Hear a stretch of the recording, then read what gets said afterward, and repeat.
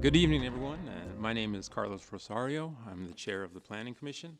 Welcome to this evening's Planning Commission meeting. Please remember to turn off your cell phones. The parking validation machine is for the garage underneath City Hall is located at the rear of the chamber.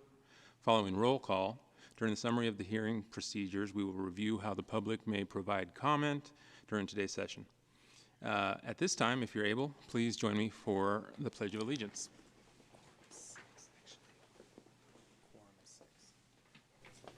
I pledge allegiance to the flag of the United States of America and to the republic for which it stands, one nation, under God, indivisible, with liberty and justice for all.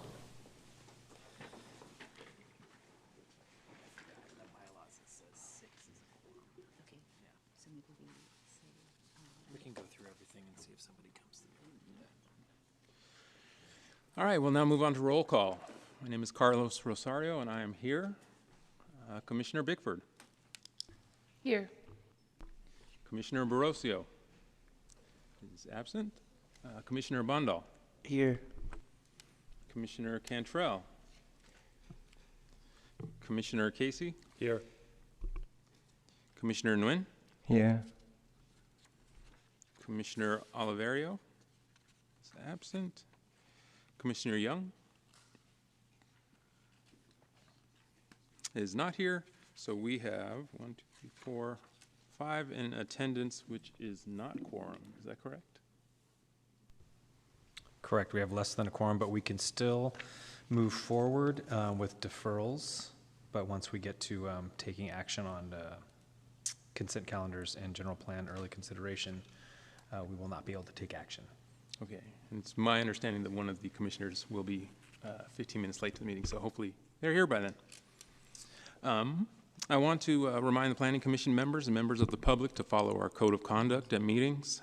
This includes commenting on a specific agenda item only and addressing the full body. Public speakers may not engage in conversation with the commissioners or staff. All members of the Planning Commission, staff, and the public are expected to refrain from abusive language. Repeated failure to comply with the code of conduct, which will disturb, disrupt, or impede the orderly conduct of this meeting, may result in removal from the meeting. This meeting of the Planning Commission will now come to order.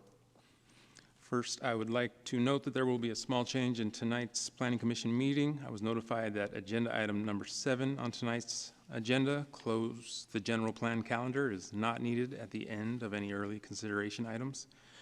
Therefore, after the 2 general plan items are presented and voted on, we will move straight to agenda item number 8, referrals for the City Council, boards, commissions, or other agencies.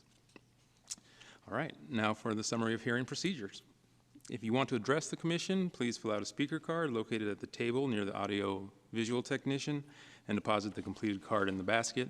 There are also speaker cards in the back of the chambers and at the side entrance.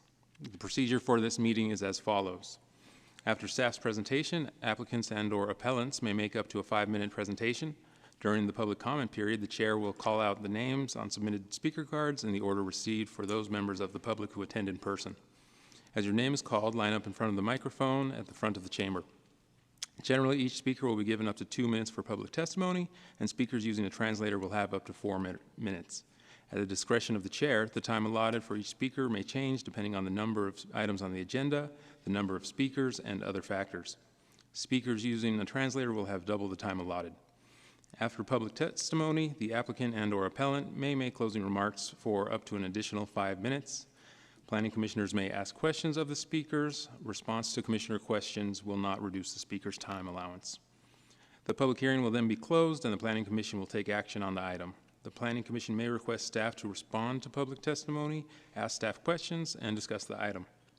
If you choose to challenge these land use decisions in court, you may be limited to only raising those issues you or someone else raised at this public hearing or in written correspondence delivered to the city at or prior to the public hearing. The Planning Commission's action on rezonings, pre-zonings, general plan amendments, and code amendments is only advisory to the City Council. The City Council will hold public hearings on these items. Section 20, 120, 400 of the Municipal Code provides the procedures for legal protests to the City Council on rezonings and pre-zonings.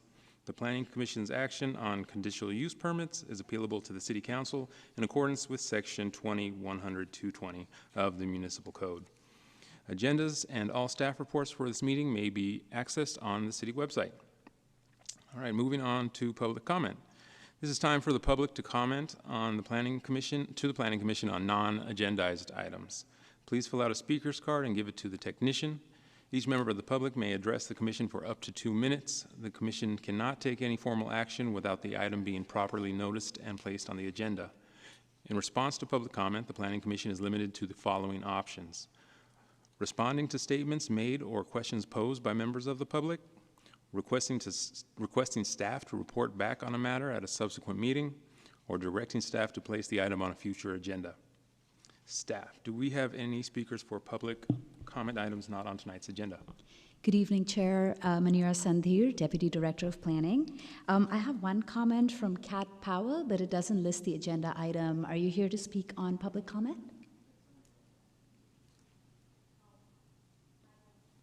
No? Okay, thank you. Then there are no public comments. Okay.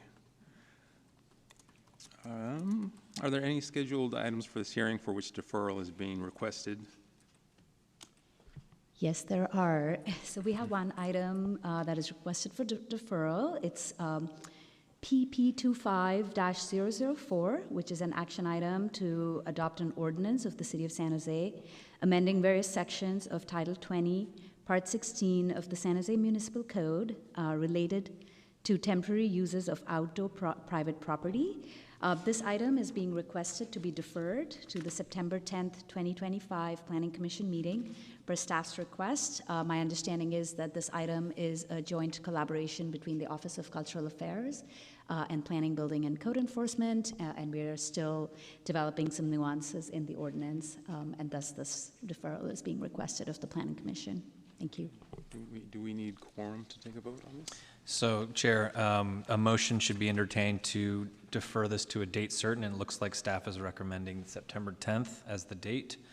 But we do need a motion and a vote of the majority of commissioners present to defer. Okay. Do we have any requests to change the suggested deferral date or a motion to proceed? I would like it if we moved it to the meeting after the 10th of September, but only because I'm not going to be here on September 10th. All right. Would you like to make a motion to that effect? I would like to make a motion for the deferral and moving it to the meeting subsequent to September 10th. And perhaps staff can give some clarification, if anyone is available to give such clarification on whether or not the next meeting, what date the next meeting might be held. The next meeting would be September 24th. That would be my request. All right. Do we have a second? Second. Okay. Any discussion? Or would you like to, we can move on to a vote then. Vice Chair Bickford. Yes. Commissioner Barocio is absent. Commissioner Bandal. Yes. Commissioner Cantral is absent. Commissioner Casey. Yes. Commissioner Nguyen. Yes. Commissioner Oliverio is absent. Commissioner Young is absent. And myself is a yes. So with 5 yeses, the motion passes. Do we have any other items to defer today? No further items. Thank you. Okay. Now, we can move on to the consent calendar, but we cannot vote on it. Is that right? Right. We can, if you want to move that to later, and we can start the public hearing and just go through. Just can't take action until you have a quorum here, so we can go through everything, listen to staff, Okay. and listen to public comment, et cetera. We just can't take, so maybe just, All right. I think we'll skip consent calendar for now. Okay, so because we don't have quorum and we can't take action on items right now, we will skip ahead to the public hearing. Staff has asked that we reverse the order between 6B and 6A. Is that still the case, given that we cannot take action at this point? Chair Rosario, I think the 6A and 6B can move forward as agendized. I don't think we're proposing to change the order of the two items. Okay. However, as noted by the City Attorney's Office, there cannot be an action on it unless we have quorum. But the staff is prepared to present on both those items, and I believe the applicants are also here to present. Okay, let's move on to let's go to item 6A as on the agenda. This is BP 25002, a privately initiated general plan amendment to change land use transportation diagram designation from neighborhood community commercial to mixed use neighborhood at the northeasterly corner of Emory Street and the Alameda. And at this point, would anybody like to disclose any conflicts of interest or ex parte communications?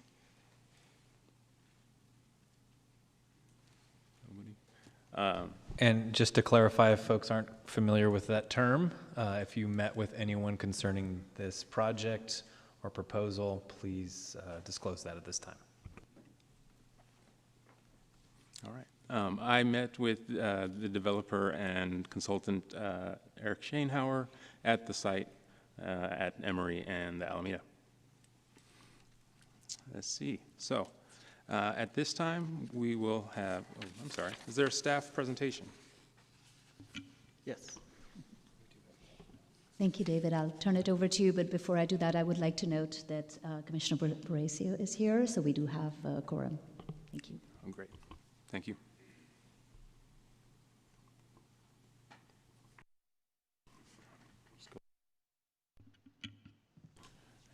We can move forward with staff presentation now.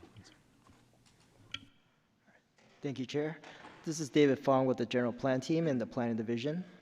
File number GP 25-002 is a privately initiated general plan amendment to change the general plan land use diagram land use designation from neighborhood community commercial to mixed use neighborhood on a .99 gross acre site located on the north corner of Emory Street and the Alameda.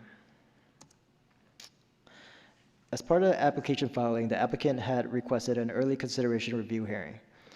Our envisioned San Jose 2040 General Plan Policy, IP-3.11, provides for an applicant of a privately initiated general plan amendment to request the early consideration of their project. The process allows the City Council to decide whether or not to continue processing a general plan amendment before the full review of the general plan amendment is completed. After recommendation from Planning Commission, City Council can either deny the proposed general plan amendment or direct staff to continue processing the general plan amendment and any other required permits. The .99 gross acre site is a corner lot with frontage on both the Alameda and Emory Street. The site is currently vacant. The site is adjacent to a fraternity hall used to the north, a religious assembly used to the south, office uses and single-family residences to the east, and as well as office uses, single-family residence, and a religious assembly used to the west. This area is characterized as low-density neighborhood with mixed residential and commercial uses. The few single-family residences adjacent to the subject site were built at different times with varied heights and density. The subject site is not located in a designated growth area. The closest growth area is approximately 2,200 feet to the north at the Alameda West Urban Village. The subject site fronts the Alameda right-of-way, which is designated as a city landmark district. One of the most notable standards is a 40-foot landscape setback for buildings and surface parking from the Alameda. The existing general plan land use designation of the site is neighborhood community commercial, which supports a broad range of commercial activity, including commercial uses that serve the communities in neighboring areas, such as neighborhood serving retail and services and professional office development. The proposed general plan land use designation is mixed-use neighborhood, which can accommodate a density of up to 30 dwelling units per acre. However, it does not have a minimum density. The mixed-use neighborhood designation is typically applied to areas intended for development primarily with either townhouse or small lot single-family residences and should be used to establish new neighborhoods with a cohesive urban form. They also help facilitate new development within an existing area that does not have an established cohesive urban character. Although mixed use is allowed, the proposed mixed use neighborhood land use designation does not require any commercial uses for residential developments. This proposed general plan amendment is inconsistent with the general plan in two main areas. First is focused growth. The focused growth major strategy directs new growth in specifically identified growth areas and strictly limits new residential development outside of these growth areas in order to preserve the quality of established neighborhoods. The strategy is additionally supported by Land Use Policy 2.3 and 9.17, which restricts development outside of growth areas and limits residential development to the existing land use designation. Secondly, this proposed amendment is inconsistent with economic development-related policies. Major Strategy 4 intends to promote and develop San Jose as an innovation regional employment center by preserving existing employment lands and utilizing regional transit systems to support the city's fiscal health. The current neighborhood community commercial land use designation is an employment-generating land use designation. The redevelopment of the site under the current GP designation could allow a commercial development of up to approximately 150,000 square feet. The proposed mixed-use neighborhood land use designation does not require any commercial uses. Thus, the proposed general plan amendment would convert employment-only land to predominantly residential land with optional commercial use. The proposed amendment is consistent with the Housing, Social Equity, and Diversity Goal H1, which seeks to provide housing throughout the city in a range of residential densities to meet the city's share of regional housing needs assessment allocation. The proposed amendment could allow up to 30 residential units to be built above what is allowed under the current land use designation. However, the city's housing element has identified sufficient sites to meet the city's allocation through the focused growth strategy and affordable housing policies, among other policies. Therefore, this project is not required to be used to meet the city's allocation needs. At the time of application submittal, the applicant requested for an early consideration hearing. No rezoning or development permit application was submitted with this application. However, a conceptual site plan for 18 townhomes was included with the general plan amendment application. If the project is deemed to continue processing, a plan development rezoning conforming to the new general plan designation and a plan development permit application would be required to be submitted. A plan development zoning would be required in order to preserve the historic character of the area. The standards of the zoning district would be determined after a historic review is completed during the environmental review. As part of the initial review, staff conducted a preliminary analysis of state housing laws that may facilitate housing development on the site without a general amendment. Based on recent state legislation and the current zoning district of planned development, which primarily only allows commercial uses, the site likely qualifies for a 100% affordable multifamily housing project under Assembly Bill 2011. AB 2011 allows for a streamlined ministerial process with no secret review. A market rate residential or mixed use project under Senate Bill 6 may also be ministerially approved, provided all development standards and prevailing wage requirements are met. A 100% affordable residential project is also allowed on the site under the current general plan designation through the use of general plan housing policy H2.9, and such a project may take advantage of state ministerial streamlining laws as well. Staff also provided analysis on an alternative general plan land use destination that could be supported under current general plan policies. The mixed-use commercial land use designation allows a maximum density of 50 dwelling units per acre, which would yield a maximum of 50 units on the subject site with a maximum height of 6 stories. Commercial space with a minimum floor area ratio of 0.5 is required for residential commercial mixed-use projects, which would translate to approximately 22,000 square feet of commercial space. Staff suggested the mixed-use commercial designation would be a more suitable land use designation for the site, as it would support housing while ensuring a minimum commercial component suitable for this vibrant commercial corridor. However, the applicant explained that they faced challenges in trying to achieve the 0.5 FAR commercial requirement and the proposed density is the most feasible option for the site at this time. The applicant also stated they have looked at another commercial uses, residential care facility, and determined that it was not feasible as well. As part of the consideration, staff recommends looking at this site and surrounding areas as part of the general plan 4-year review. The 4-year review will provide an opportunity to evaluate policies and goals related to housing. Staff will conduct a comprehensive analysis to identify area outside of the current growth areas to accommodate more residential growth through mid-density housing development. The surrounding area of the subject site is one area that will be examined comprehensively for a possible change of land use designations to allow for increased residential density. We will also review and consider amendments to existing policies that currently do not support growth outside of identified growth areas. Therefore, staff recommends that the Planning Commission make a recommendation to the City Council to request to amend the Envision San Jose 2040 General Plan Land Use Transportation Diagram designation from neighborhood community commercial to mixed-use neighborhood on approximately 0.99 gross acre site, and direct planning staff to evaluate the subject site in the context of evaluating the surrounding sites as an area that would allow for residential or mixed-use development in the future as part of the general plan 4-year review. Thank you. This concludes staff's presentation. Thank you. We'll have 5 minutes for a presentation from the applicant at this point.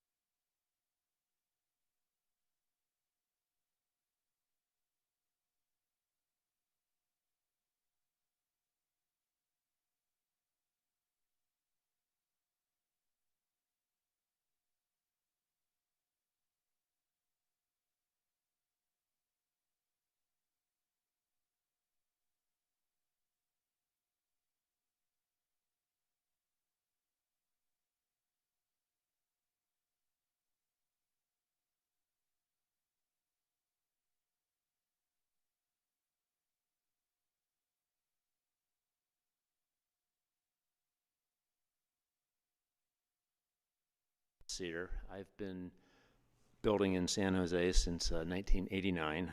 The first 10 years or so, we're building exclusively affordable housing. After that, I went off on my own, and since then, I've been building affordable housing, assisted living, mixed-use podium, and then a smaller amount of attached ownership, which this is. I'm here to respectfully ask for your support in continuing the process of the early consideration general plan amendment for the vacant site at Alameda and Emory. I understand the recommendation is to deny this request, citing the general plan's policy of discouraging the conversion of commercial land to residential use, and they've also suggested that the residential rezoning could wait until the next 4-year general plan update. But I want to ask, why wait? The need for housing is urgent today. This land is set vacant for over 60 years, attracting weeds, dumping, and neighborhood problems. Waiting another 4 years or another 60 won't make the currently allowed uses any more feasible than they are now. And I would like to look at the uses that were suggested as potentially feasible. Retail and office obviously could go there. The current owners are experienced developers of office and retail, and I actually have a letter from them, if anyone wants to see it, where they indicated that, yeah, if that were, they had tried a few times, couldn't get it done. If that were viable, they'd have already done it. The fact that they haven't tells us clearly retail and office are not realistic options. Assisted living, I initially looked at this as assisted living since I've actually built more of it. I built the project across from the Winchester Mystery House and a few others.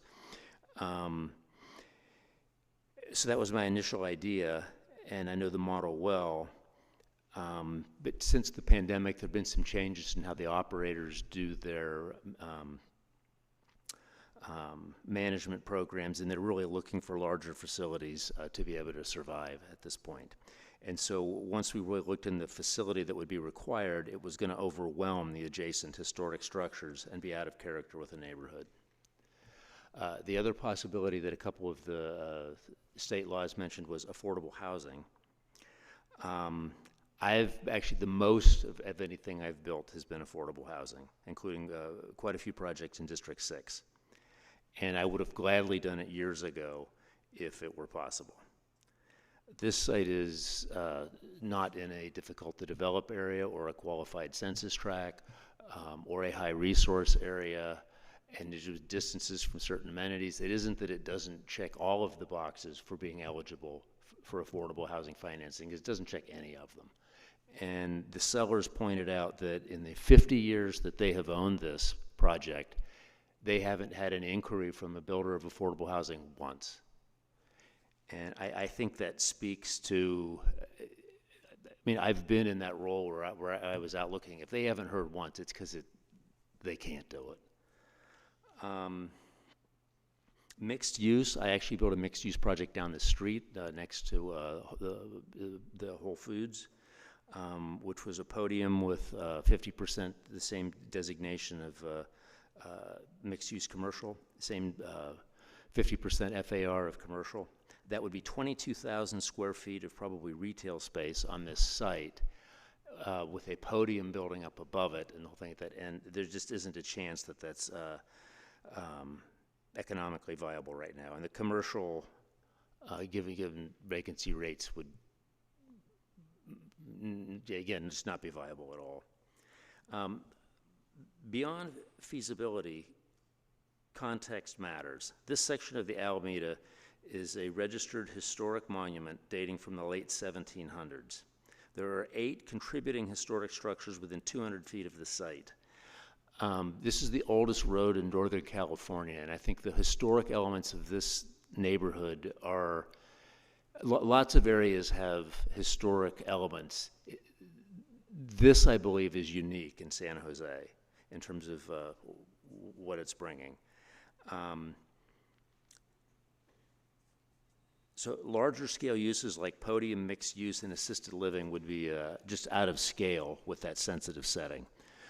By contrast, the proposed townhouse use is the most compatible. Its scale and architecture type can complement the character of the Alameda seamlessly.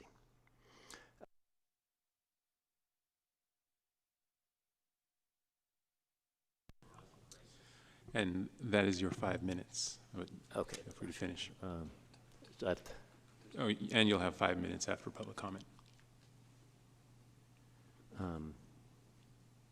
anyways, it seems that none of the currently options are feasible or appropriate. Waiting 4 more years, another 60 will not change that. The surrounding neighborhood is residential. The city's greatest need is residential. This site is actually recognized in the housing element as being a future residential site. The need is great. The land is vacant. The opportunity is here now. Why wait? Thank you for your time and consideration. Thank you. All right, at this time we'll do public comment. Each speaker will have 2 minutes. And I will start here. If you haven't filled out a speaker card and would like to provide comment, well, please do submit a card. All right, first we have Judy McDowell, then Andrew Crockett, and Jeffrey Bedolla. You can make a line behind or however you feel.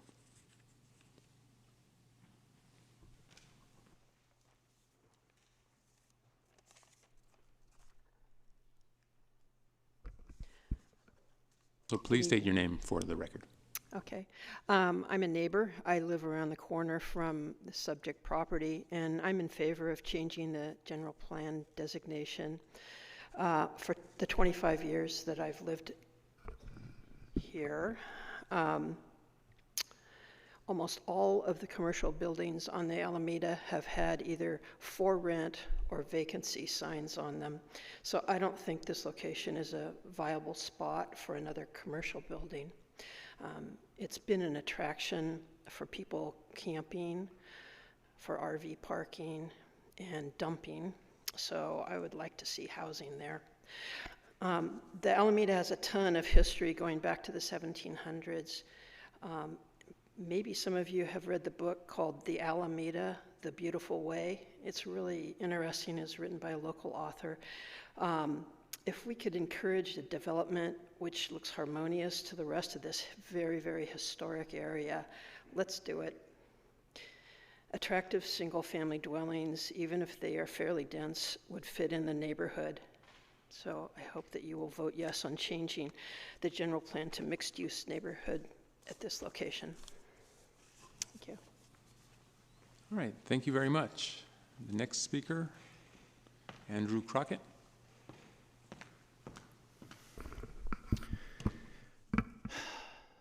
San Jose Planning Commissioners.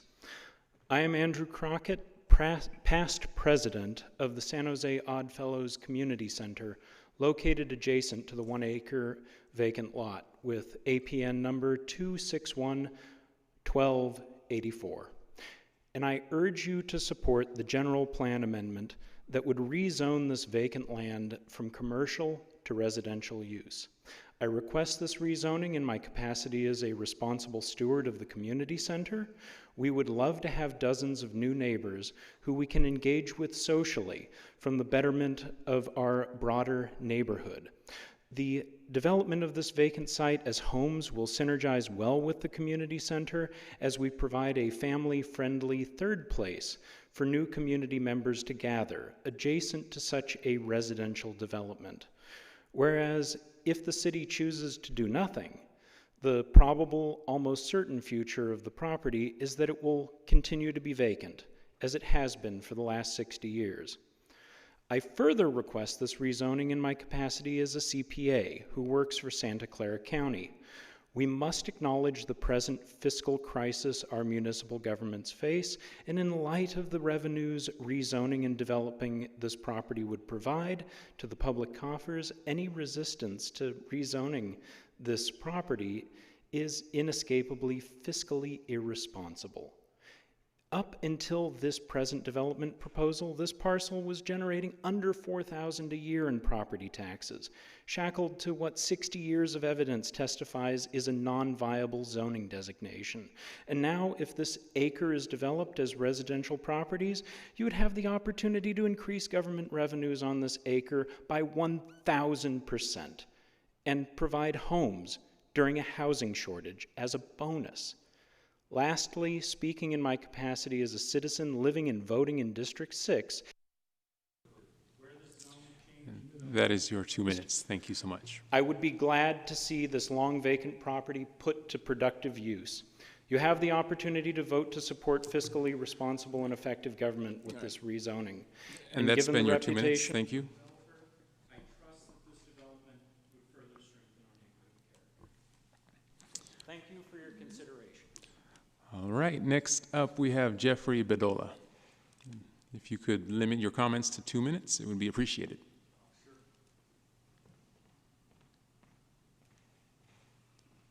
Hi, y'all. Public servants, thank you.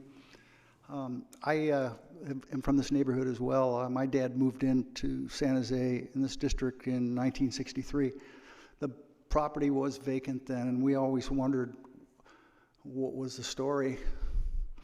I'd just like to make just a few comments as to what I heard here. I had prepared comments, but I don't think it's proper to send them in because you want to wait a little while to think this out. Well, the first thing is commercial usages ebb and flow, so you just don't know what is coming down the road. So that's a questionable argument. And the other questionable argument is that if you've looked at something for 60 years, it doesn't necessarily follow that hurrying up is the right answer. Could be that if you wait just a bit more, that's also good. I'm neutral on the project, although it's not really defined yet what it would be. It comes down to what to build. And I would like to know if it's possible to submit some written remarks to your consideration, because I would like to address contextual points that I don't think would pertain to the specific matter under consideration, but which are important to the overall well-being of San Jose as a whole and the region. So if that's okay, I'll just send you guys some kind of a written writing, and then we'll just see how it goes. Thank you so much. Thank you. Would it be appropriate to send us written correspondence after this meeting? It certainly is not something that's prohibited, but they are going to be taking a vote tonight, so your comments would best be directed towards the city council, because this is going to be a recommendation.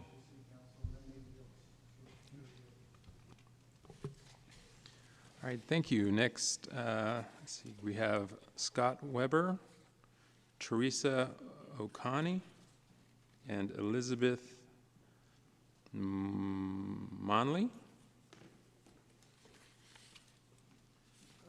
Thank you very much. My name is Scott Weber. I'm a resident of D6 who lives close to the site, who frequently runs through it, runs by it in the area. Absolutely love San Jose. I've been here 8 years, and I got to say, I'm impressed by this city and the changes that are happening within it. From what I've heard, and compliments to the Planning Commission, I didn't understand half of that, and I'm a general counsel for a tech company, the amount of detail that goes into these things. But one thing I do know, this has been vacant for 70 years. I mean, that's crazy. If commercial use could be put in, it could be put in commercial use, it would have been done. We drive down the Alameda all the time. You see signs for lease, for lease, for lease. Doesn't make sense. We don't need another O'Malley's as somebody who lives there. We don't need another motel. What we need is housing. What we need is housing for families that are trying to get started, families that are able to do market rate, but not able to do a $3 million house or $2 million house. They're doing something reasonable. And that's something that the kind of investment that also supports the local businesses that are there, the Teeny Ties, the Lunas, the Rositas, the Greenleys. These restaurants need people. They don't need another empty lot that attracts blight and everything else. And so while I would honor and I respect the Planning Commission's duty and diligence, their hands are somewhat tied in the sense of precedent and what they're trying to do. This fits within the plan, the image, the vision of what do I want? What do I want as a neighbor and a resident of Singapore, or not Singapore, I was in Singapore before I was here, of San Jose. Where do I want to see, what do I want to see thrive? I want to see my neighbors thrive, and I would love to see this site go to that use. Thank you.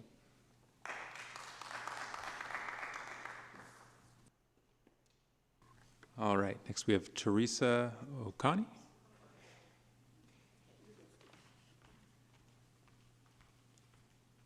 Hi, my name's Teresa O'Kane. I was born and raised just maybe less than half a mile from the property. I live just around the corner from it right now. I think you have a builder ready, willing, and able to provide housing that we believe will fit in with the neighborhood. And I just echo what everyone else said about empty commercial property up and down the Alameda. And it is a historic street. It's a beautiful street. And I echo what my neighbor said about trying to get your hands on the book, Alameda, the Beautiful Way. And I believe the developer has good intentions when it comes to beautifying this neighborhood further.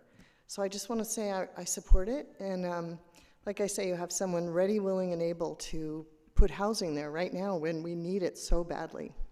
Thank you very much. Thank you. I think I'm going to stop trying to pronounce people's names, but could you state your name for the record?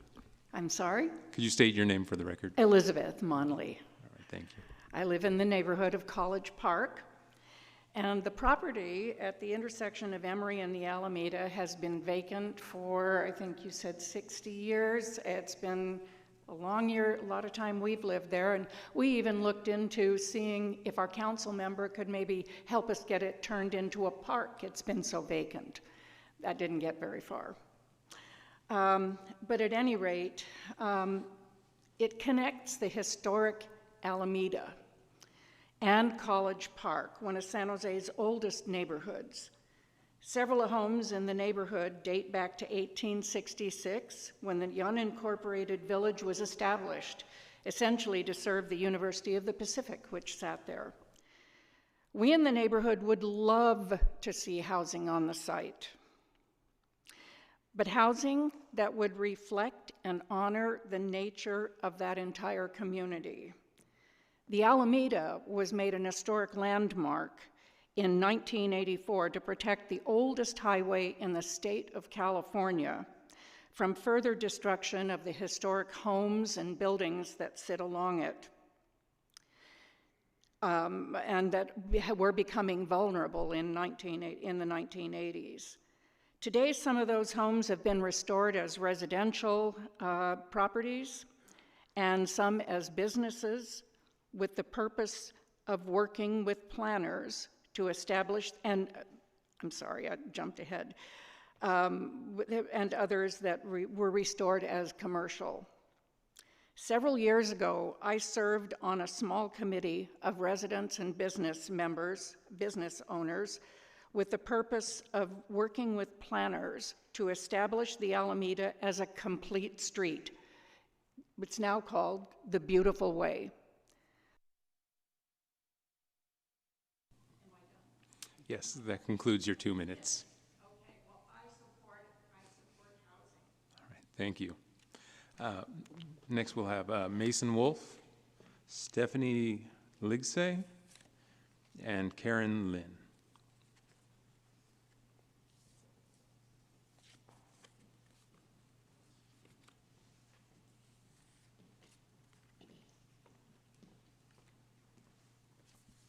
Hello, my name is Mason Wolf. Like Andrew Crockett, I am also a past president of the Odd Fellows Lodge right there, True Fellowship 52. I've been a member for 6 years of that institution, and I've been at the site basically every week. I'd be there tonight if I wasn't here, as a matter of fact. For that time, the lot, of course, has been vacant, which is the refrain that you're hearing from everyone, and I really don't understand why. Every time I would look at that lot, I would just be mind-boggled that some of the most valuable real estate in San Jose and one of the most desirable neighborhoods to live in, right there next to Bellarmine College, College Park area. It's such a beautiful place and such a waste. I know that you are probably often haunted by the fact that San Jose became the first city to have an average home median price, a median price of over $2 million. The townhouses that the developers want to build would be, of course, less than that, a step in the right direction. But more importantly for the neighborhood, just getting people in there who would be part of the fabric and able to participate in the community, patronizing the businesses, riding the buses, attending the school if they have kids of the right age, eating over at the deli, getting their hair cut at the local barber. There is just a lot of need for more people. I am quite familiar with walking around, passing out flyers. I'm sure some of the neighbors know the Oddfellows very well because of that. It does not take very many flyers to cover that entire neighborhood. We are just not dense enough. Anyway, I don't need the full 2 minutes. Thank you for your time, and thank you for the work that you do for the city. Thank you.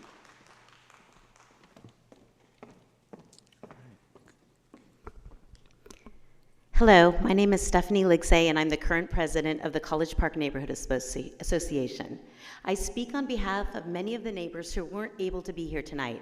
Last Monday, we had 20 neighbors attend our board meeting where Dan Monsier spoke at length about the potential development. I, along with our CPNA residents, support this project, and that is why we are urging you to vote in favor of the general plan amendment today. This site has been vacant for a long time, and we are concerned about dumping, camping, substance abuse, and other undesirable activities, all of which have occurred and we've all seen.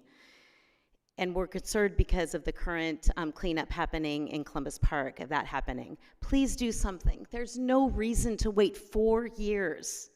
The vicinity around this site is primarily residential. Even the nearby structures that are currently being used as commercial were built as homes on the Alameda. There are 8 historic structures within 200 feet here.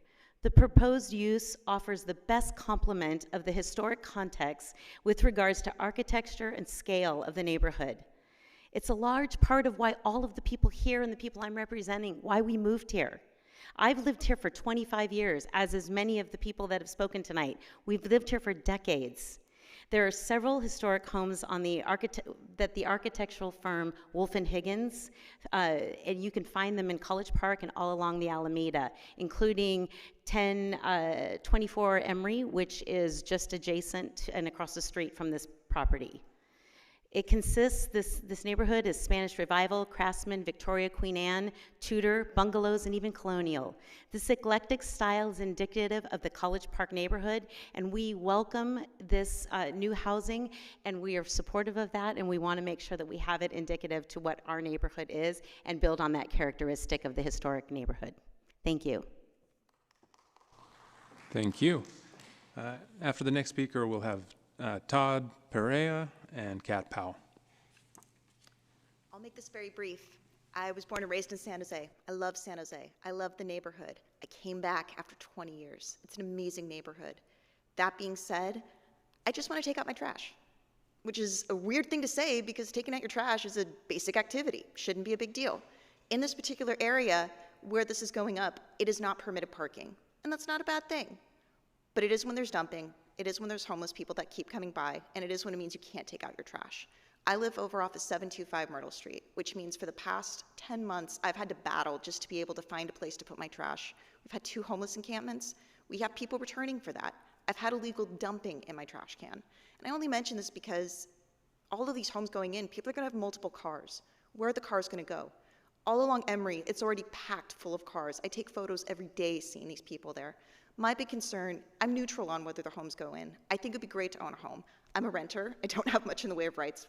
When I say this, I'll never be able to afford a home, but it'd be nice to see other people who can. My biggest thing of all is please do the proper environmental planning that goes into this. Please double check on the zoning and, more importantly, the traffic.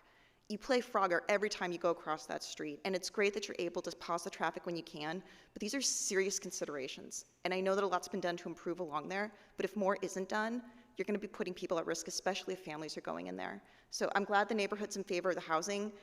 I aspire to win the lottery and maybe afford one of the houses coming up, but more importantly, please not just consider the character of the neighborhood, consider the safety and the ability to actually functionally live in these homes. Because in my area, there is no permit, which is part of the reason why I'm battling it. So just a thought, please include that in your considerations. Thank you for your time. Thank you. All right, we have Todd Perea and Kat Powell.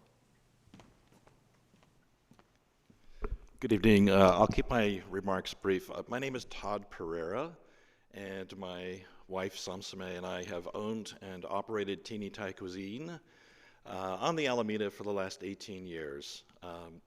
Before that, we operated a restaurant in downtown San Jose called House of Siam. So we've been business owners in San Jose for over 30 years. We love the Alameda. We love operating our business there, our customers, and I can tell you the buzz at our restaurant when there's talk about this project is 100% positive. We also know the developer. He's been very much involved in the community as a volunteer and as well involved in the Alameda Business Association for a long time. We trust him. We know that his intentions are right. The neighbors that you heard spoke tonight, some of them are our customers. They know what's best for the neighborhood. I think it's been unanimous. So it probably behooves you to listen to the neighborhood and go yes on this. There's no harm in further exploring this. As a business owner, this is only good news for us. We'd love to see more customers walking into our door. And that's partly what will happen here. We'll contribute to the vitality of the neighborhood from a business perspective. I've operated this business now for 18 years. There's a business to our left, the Town Theater, that has been vacant for many years. A business to our right, our immediate right, that has been vacant since, I think, the last 4 years. Commercial is not thriving the way we would like it, but if we can get residents in there, the neighborhood will continue to thrive, and we would love to serve them. Thank you for your consideration.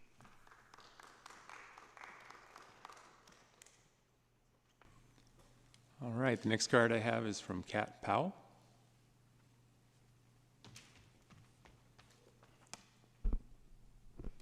Hello, my name is Kat Powell, and I'm also a member of the Odd Fellows Lodge, and I'm in support of the project, just like Andrew and Mason.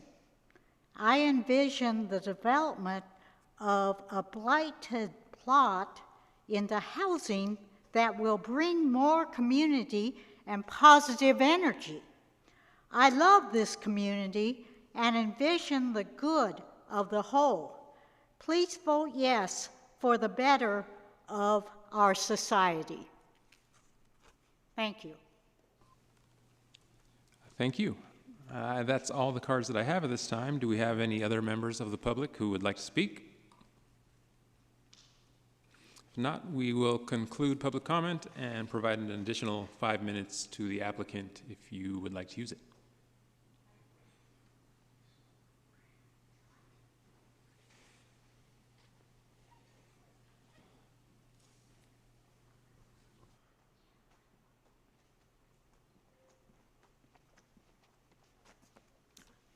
Thank you.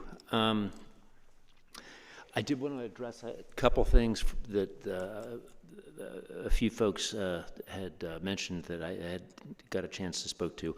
We are planning on having attached garages for every unit. We are fully committed to having adequate parking on our project to meet our own need and not further impacting what is already a significant issue in the neighborhood. Also on the trash, our plan is to have the cans and everything that serviced internally, and we're not looking to just put them all out on the curb on Emory Street.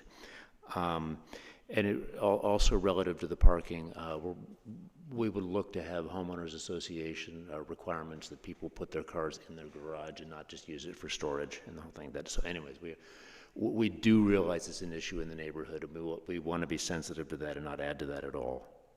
The other thing I would just like to point out is the vote tonight, this is only a continuing process to continue to work out these details of the project. A no is to just end all discussion of the project and the whole thing like that. A yes is just for us to continue talking about it. It's not actually an approval. Actually, all of the design and stuff goes forward. So if we could just say, yes, can we just please keep talking? Thank you. All right, thank you. With that, we will turn it over to the commission. Let's see. And we will first have Commissioner Casey, followed by Commissioners Bandal and Bickford. Thank you, Chair. One clarification about a no tonight is final. That's not the case. A no tonight, I think it was mentioned in the city report that every 4 years the Envision 2040 plan is reviewed, and we're about to start that review in September, so next month, which would give us the opportunity to look at this area and other areas holistically and decide if the best case is to change the zoning. So not saying which way I'm going at this point, but just to kind of clarify that, it's not something completely done.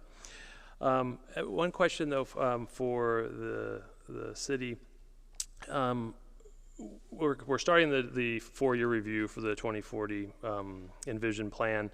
When would any zoning changes that come about from that review, I know it starts in September and it goes through June of 26, but when would a developer know of any approved zone changes for this particular area or areas in San Jose in general? When would those become effective that they could then develop on based on the new zoning?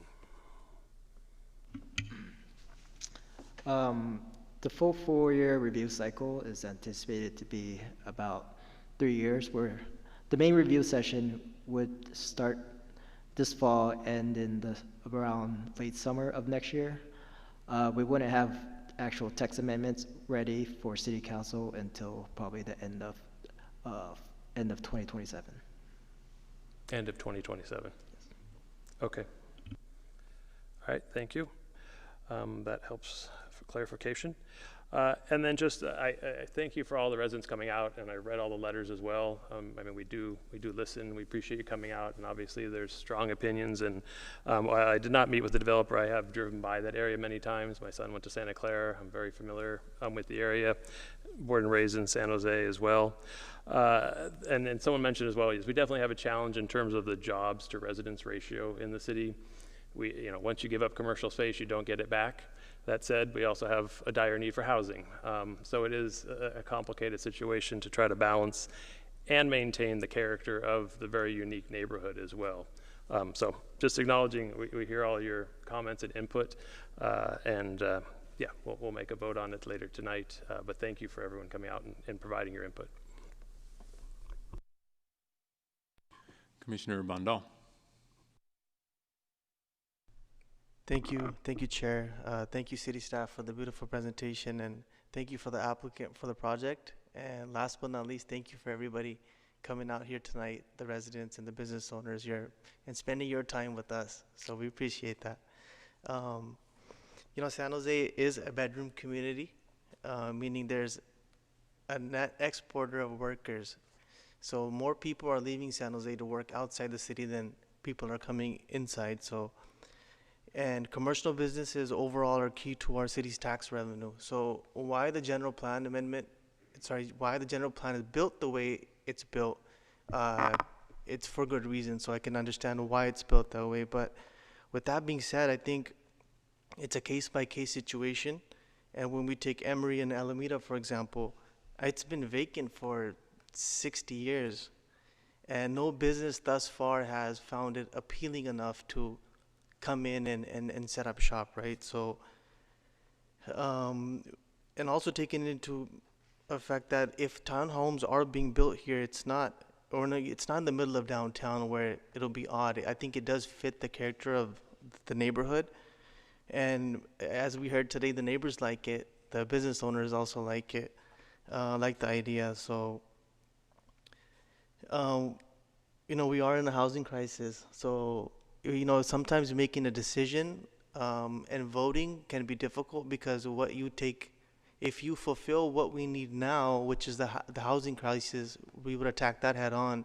But if you looked at it from 100 years from now, you look back and say, hey, was this the right decision or not? That's the juggling act, right? That's why sometimes making these decisions could be a little bit more difficult. But like I said before, it's a case-by-case approach, and I believe that in this case, the townhomes being built now would be more beneficial than not, right? It's been vacant for 60 years. We could wait another 60 years to see what happens, or we could wait another 5, or just the economic uncertainty that we have going on right now with so much office space being available, so much of downtown being available. So, I would make a motion. Actually, I'll wait to make a motion. I would like to hear what Commissioner Bickford would have to say, but I do support the project. Thank you.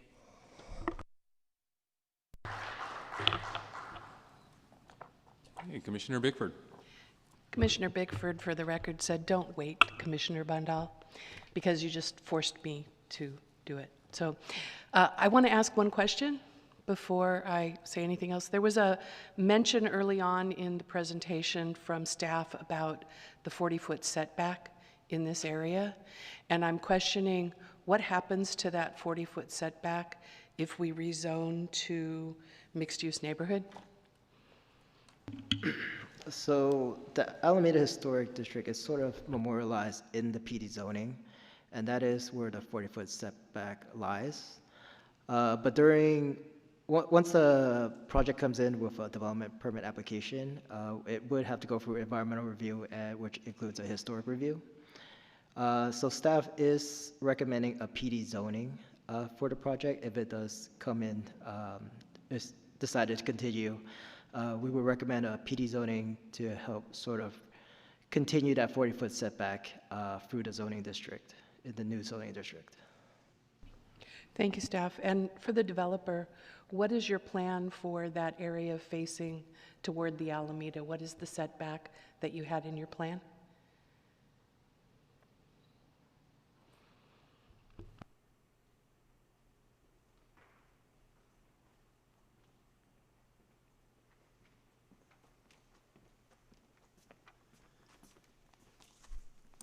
Just because we're not knowing if we, are even going to be considered, we, certainly haven't completed our design and the whole thing like that. But if you look at our plan, we certainly see the setback. And while I haven't quantified it exactly, because again, we don't even know if there's anything to talk about. If you look at our plan, you can see that we have recognized the setback, and we're committed to, in every way, both in terms of the materials, the setback, the roof materials, everything like that, to matching the historic element of this community. That's very important to us. But again, we haven't worked out all of the civil engineering details at this point, but we're looking to maximize that. It's a big deal to us. I saw your layout, and it looked like there was a setback, and all I wanted to make sure of is that you were taking that into consideration. Yes, we That's are. all. Thank you. I would like to say one other thing to the community who came out here. Thank you for being interested in your community, in your neighborhood, and for recognizing that a piece of land that has been fallow for over 60 years, that is ripe and has a developer, should have an opportunity to be constructed and be useful to the city rather than being a dumping ground. So thank you very much for taking this interest and being here. And Commissioner Bandal, I am making the recommendation that we accept this proposal, not deny it, and that we carry forward with not waiting another 2 years to see what's going to happen in this plot of land, and allowing at least the consideration for this project to go forward. Second. Okay, would the motion be to recommend that council approve the request? That's correct. All right. Next, we have Commissioner Barroso. Perfect, thank you. Similar to what my colleague said, thank you for the community's input, but also thank you for staff who's charged to make sure that the integrity of the general plan and what's in there is consistent, right? It's consistent through all districts, through all zones, but at the same time, the voice of the community is pretty unanimous. And when we get housing, especially in such a popular, well-used route, we don't get thoughts like this. We get traffic, watch out, people are gonna, be in trouble. And I do understand that there was a comment about we just have to be thoughtful about that. But in terms of the community's input in adopting new residents, new revenue for the businesses, I mean, something for us to consider. Two questions, one for staff and one for the developer. One is, it was recommended to explore AB 2011 and SB 6, and I wonder the feasibility of SB 35, which when we met last, it seemed to be another way to fast track housing in front of Topgolf. So I wonder, how does SB 35 fit into this, and why wasn't that a recommended route?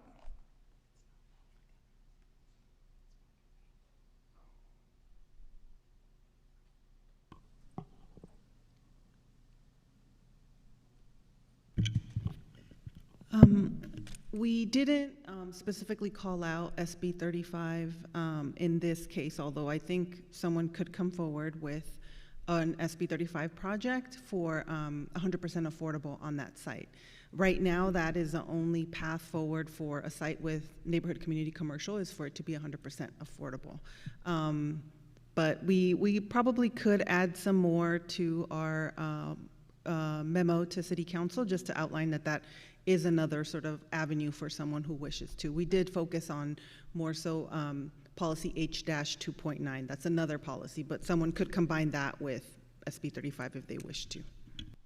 Right, thank you. Would it be too late to include some language of mixed income at this site, or is that totally a developer choice in terms of the price points of each unit? Our recommendation to council is based on the change in the land use, and the way when we reviewed this, the income levels is not necessarily something we look at in terms of general plan policies.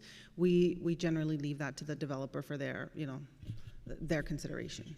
Okay, so say that at the city council level, they also see the need to amend now and not wait for the future. Would then the project come back to us in terms of a proposed development, and then at that point, then we can talk numbers in terms of how many units are for affordable market rate, stuff like that? Is that sort of, in this hypothetical, the way things would go? So should council direct us to continue processing the project, the applicant would have to come back and submit a rezoning and a site development permit. The general plan amendment, rezoning, and site development permit would all come together to Planning Commission for a recommendation to City Council. I think the applicant would probably prefer to hear your thoughts on affordability now. Right now, our understanding is it's a market rate project, but requesting some, a change from a wholly market rate project to some affordable or more than 50% affordable, I think presents challenges to builders and developers when it's at the point of approval. Right, perfect, thank you. And just a couple questions for the developer, if you don't mind coming back to the podium. The first question is related to this. Down the road, if the path is more clear after City Council and our vote, and let's continue with the hypothetical that it moves forward in terms of, yes, this site could be rezoned, development plans and stuff like that could be submitted. Is your intention to keep it all market rate, or is there a possibility to do some mixed income price units at different points? Again, we haven't gotten super far into the design elements of the project because there's sort of no, we haven't been encouraged to do so. I can say I've been in the industry 35 years, and I've built 10 times as much affordable housing as I have market rate housing. And I'm still on the board of several service providers and nonprofits, and I'm still involved very much in that industry. So I'm very much an affordable housing advocate. So I will do what I can. And but we haven't analyzed that fully. But again, I've built far more affordable than market rate. Right on. Thank you. And my second question is, at least in the initial draft, it looks like there's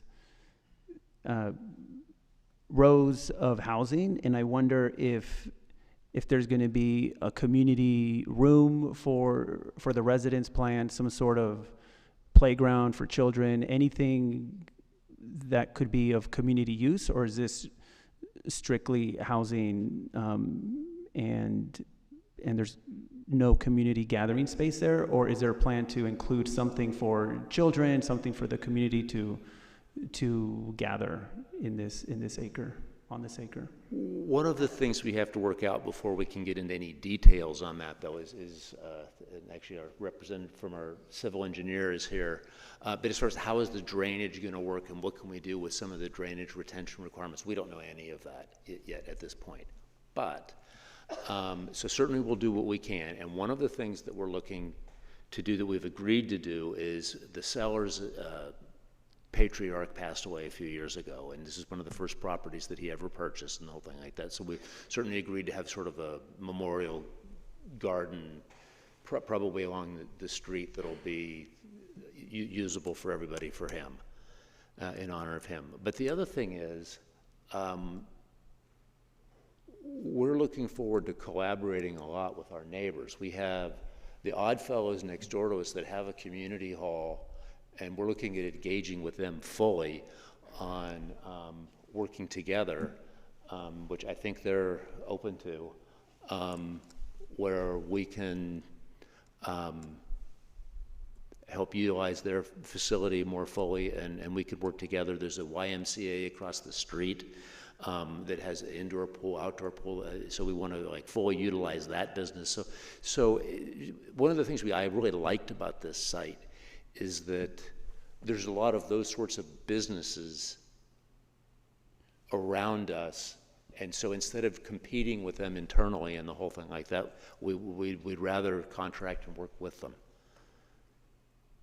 Right. Yeah, I would say definitely leverage the potential partnerships around this site, and at the same time, I think what would make it attractive would be some sort of community space, right? I think if it's just rows, yes, it does fit a need, and the garages will definitely alleviate some of the congestion on the street.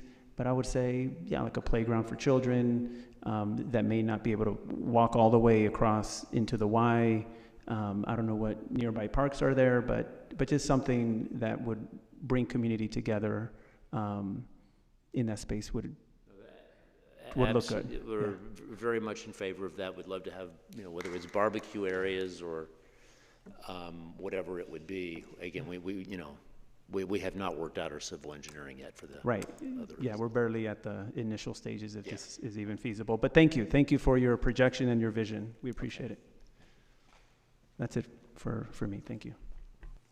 All right, Commissioner Casey. Thank you, Commissioner. I wanted to clarify just two things for the residents as well, and maybe City can just confirm for me. The designation that's being requested, this would allow up to 30 dwelling units on this particular lot if the developer wanted to go that direction. Is that correct? That's correct. Up to 30, okay. And also confirming, since parking was mentioned, that the city does not have a mandated parking requirement for these residences. So while the developer has mentioned 2 per dwelling unit, that's not a legally binding thing as well, correct? Yeah, it's a citywide standard that there's no parking requirements for any type of use. Okay. Including residential. So I just want to clarify for residents to stay involved in the discussions as well, because the change allows for much more than what has been discussed. So I just want to make sure everybody's on the same page there. Thank you. Thank you, Chair. All right, thank you. If I could say just a few comments also. I also used to run past this site, but that was only because my high school coach made me. And I am surprised it's still open, or still open space today. Now, I think we understand the situation that San Jose is in with the jobs to employed resident ratio, with the push and pull between that and housing is very real.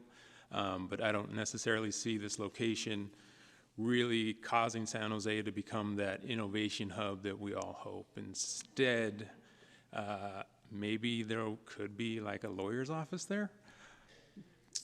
But rather, during my visit, I saw blight. I saw empty alcohol bottles, trash. I saw a few pill bottles. And if I'm not mistaken, based on a very robust conversation at City Council yesterday, the City Council appears to be opposed to such blight. And I'm hoping that we can change that. I really love that street and hate that it's just filled with trash right now. So for those reasons, I will be supporting the motion.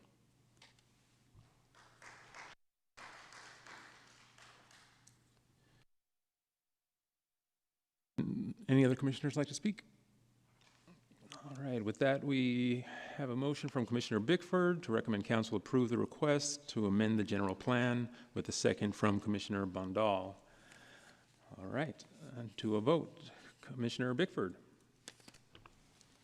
I'm not sure how to say this, but I support my proposal to approve this request. Commissioner Borosio. I'd like to approve it. Commissioner Bandal. Approve. Commissioner Contral is not here. Commissioner Casey. Approve. Commissioner Nguyen. Approve. Commissioner Oliverio is not here. Commissioner Young is not here, and myself as a yes. 1, 2, 3, 4, 5, 6. That's 6 yeses with 0 noes, so the motion passes.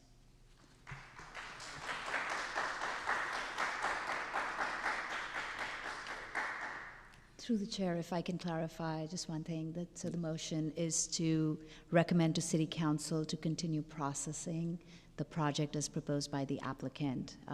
Staff's recommendation was, of course, to look at this early consideration as a denial and consider reviewing this as part of the general plan for your review. But just wanted to clarify that this is the first step in the process for the community, and that this will go to council next for that early consideration. And if council moves forward with the... I just want to clarify something, because I don't think what you said is exactly right. Like my assumption was, if we suggest to City Council that they approve the request to amend, that they would do it immediately, not waiting for the envision plan.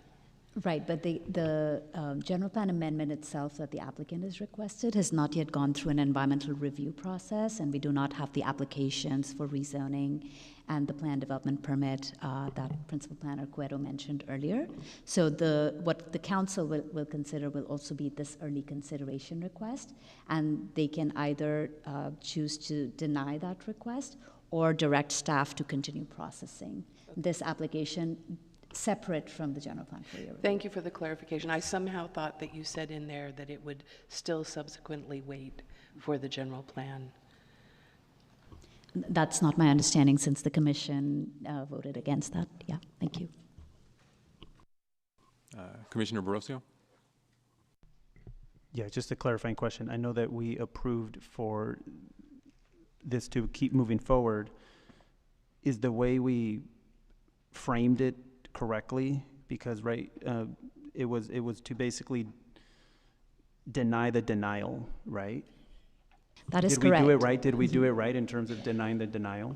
That is correct. I just wanted to clarify for the community so that they understood that, the early consideration process would move to council, and council could uphold the commission's recommendation and direct staff to continue processing it. So it's not a final approval yet. Okay. Thank you. If I could just sort of add to what you just said, what that means for you in the community is that you should be speaking to your city councilman. Okay? Because the city council is going to take this up next. All right. Thank you all for coming. We will now that we have quorum, we will move on to the consent calendar, now that we can take action. There will be no separate discussion of individual consent calendar items, as they are considered to be routine and adopted by one motion. If a member of the commission requests debate, a separate vote, or recusal on a particular item, that item may be removed from the consent calendar by the chair and considered separately. The public may comment on the entire consent calendar and any items removed from the consent calendar by the chair. Staff will provide an update on the consent calendar. If you wish to speak on any of these items, please come forward. On the consent calendar tonight, we have just one item, reviewing and approving the action minutes from August 13th, 2025. Are there any public speakers on the minutes? I'm assuming no, so turning to the commission, do we have any requests for changes to the minutes or a motion to proceed? Motion to approve. Second. Okay, we have a motion from Commissioner Bandal to approve the consent calendar, and a second from Commissioner Cantrell. If there's no further discussion, we will go to a roll call vote. Commissioner Bickford? Yes. Commissioner Borosio? Yes. Commissioner Bandal? Yes. Commissioner Cantrell? Yes. Commissioner Casey? Yes. Commissioner Nguyen? Yes. Commissioner Oliverio is absent. Commissioner Young is absent, and myself is a yes.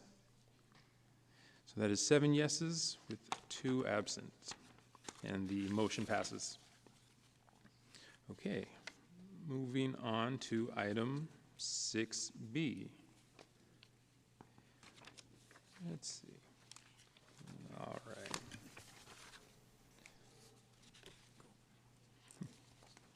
Oops, there it is. All right, item 6B, BP 25005 is a privately initiated general plan amendment to change the land use transportation diagram designation from neighborhood community commercial and residential neighborhood to mixed use neighborhood at 1030 and 1038 McHenry Street. Do we have a staff presentation? We do. Thank you, Chair and Commissioners. My name is Laura Maurer, Planner 2, working on the General Plan team in the Planning Division.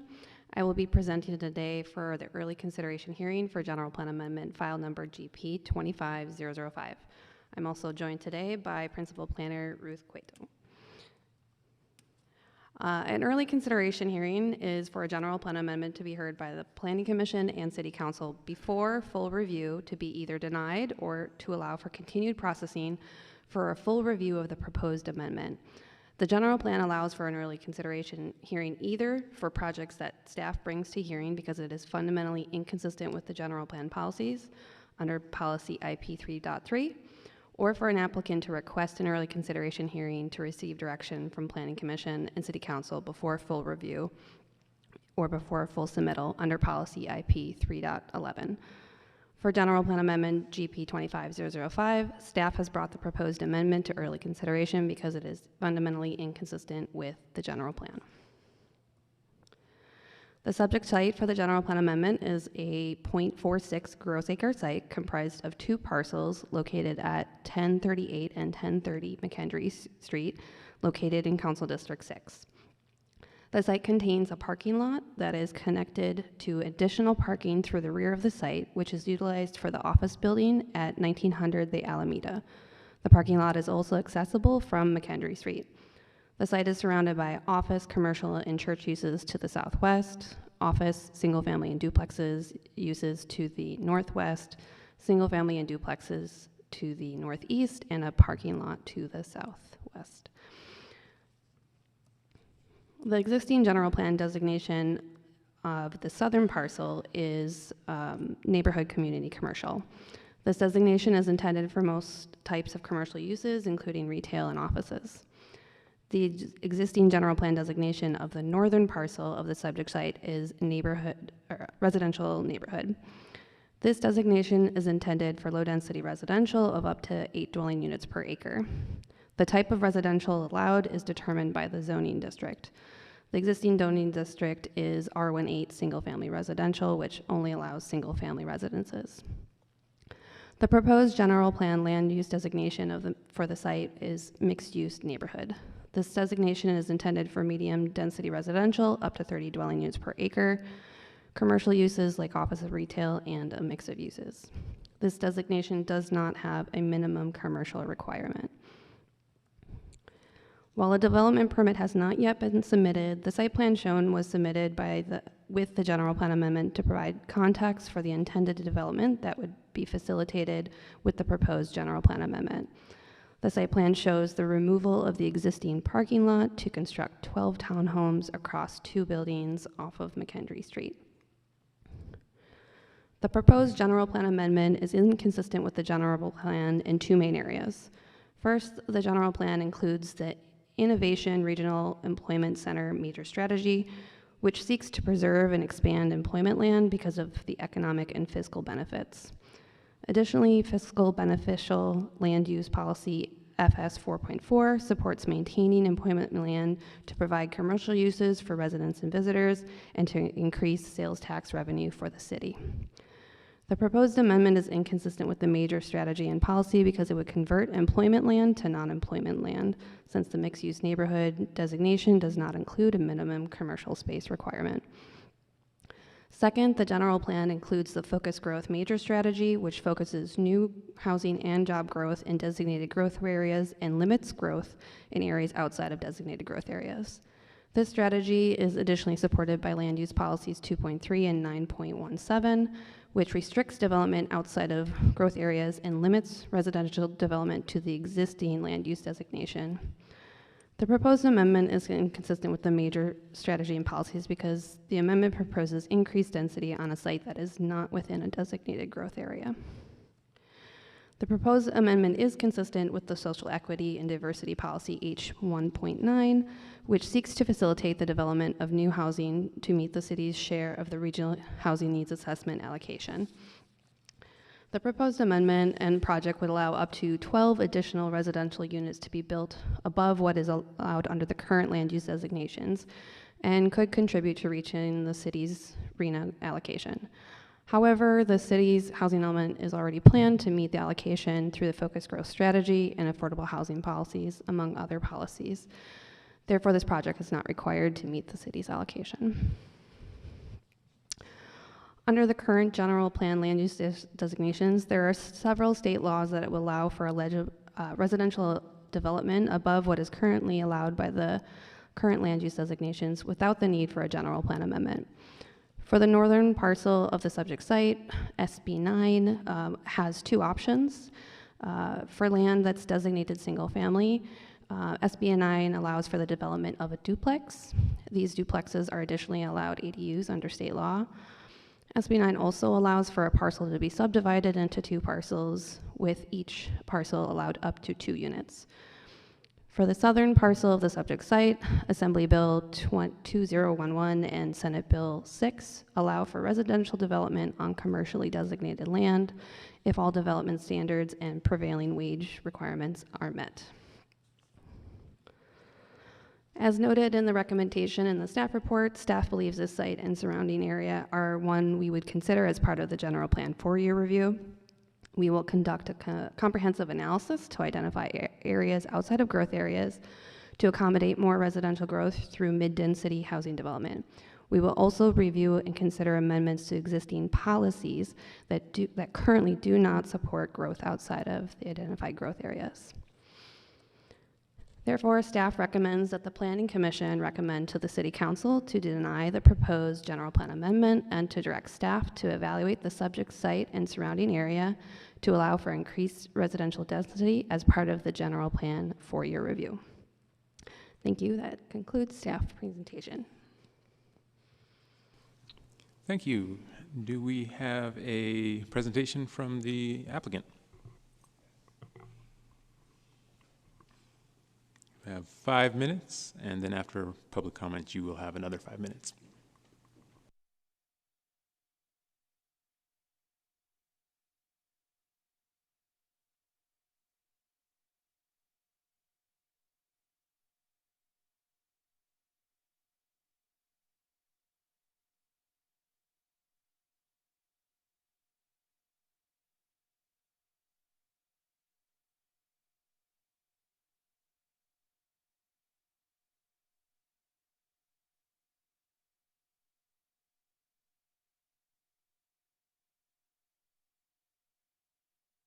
Good evening, Planning Commissioners and City staff.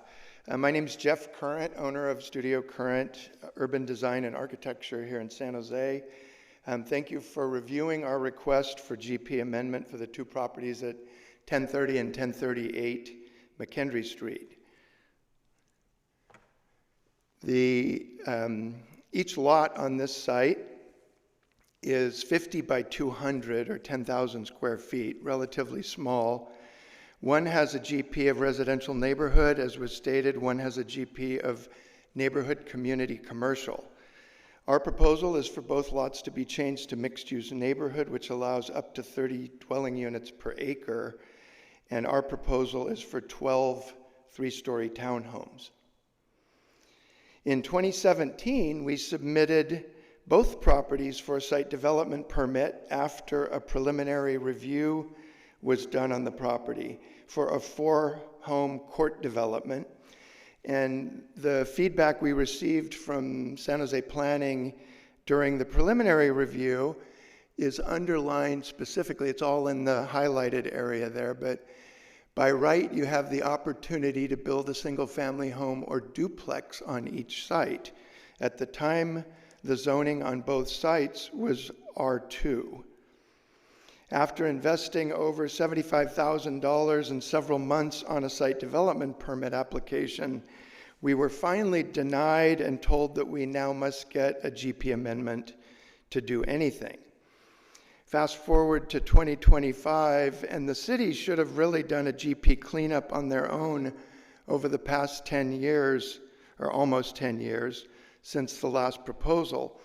Instead, the choice was to change the zoning of the 2 lots to CP, commercial pedestrian, for the commercial lot, and R18, actually decreasing the density zoning on the single family lot, on the residential lot. Our land is literally a chained up blacktop parking lot and has been for several years. It's been a parking lot for several decades. It was connected to the 1900, the Alameda project, in kind of the middle phase of that office building's lifespan. It was not part of the office building when it was developed, and it's not needed by the office building today.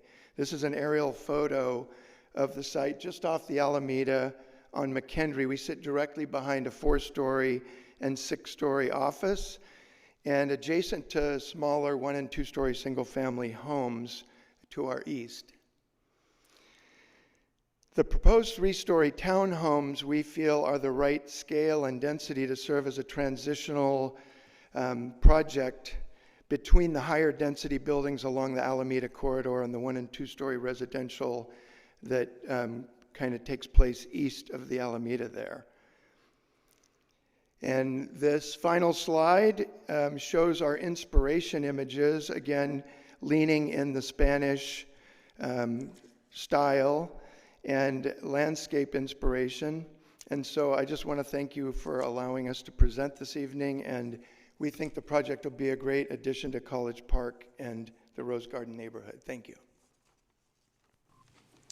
Thank you. At this time, we'll do public comment. Each speaker will have 2 minutes. I believe I only have one card. Elizabeth Monley? Oh, wait. Monley? She's a Rotarian. Gotcha. You got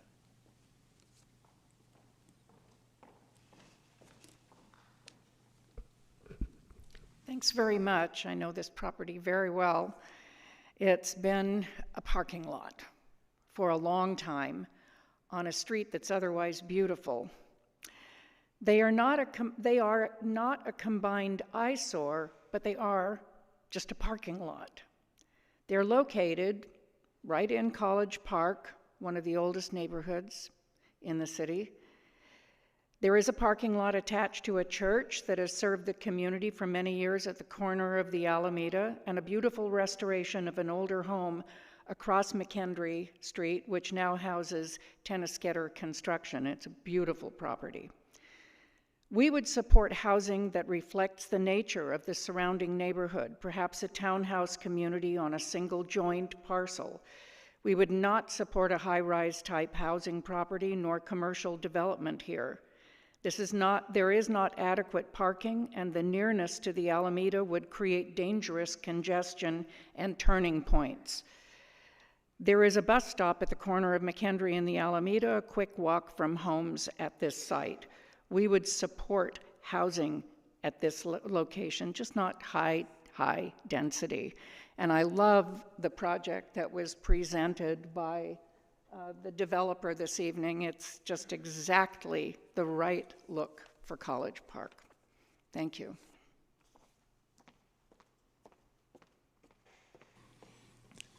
Thank you. If we have any other members of the public that would like to speak, please come down at this time.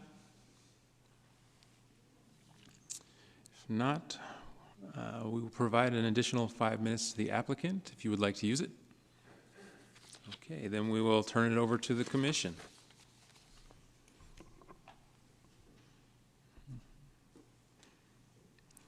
Commissioner Bickford, followed by Commissioner Cantrell.